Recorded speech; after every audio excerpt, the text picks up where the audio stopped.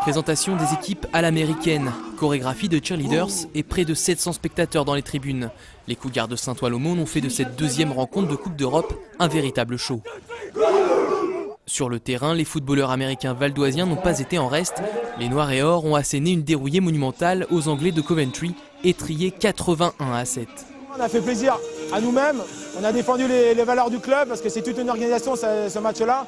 Donc déjà pour le public et tous les bénévoles c'est important. Et par la suite il fallait qu'on mette le maximum de points pour espérer avoir une maigre chance peut-être de se qualifier. Dès le coup d'envoi, les Valdoisiens surprennent leurs adversaires et inscrivent un premier touchdown par l'intermédiaire de Sébastien Torel. C'est le début d'un festival offensif où les Cougars engrangent les points à une vitesse effrénée.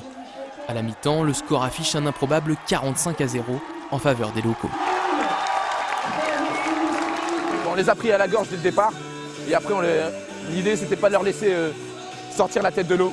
La défense elle a fait un super taf en nous donnant des bonnes positions et en attaque on a pu rouler nos jeux. Donc je pense que très vite ils ont baissé les bras.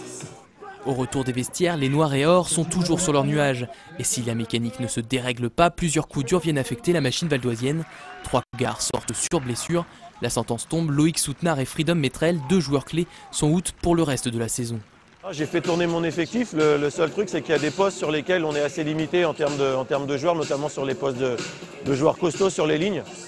Et c'est là où on a eu nos joueurs de blessés.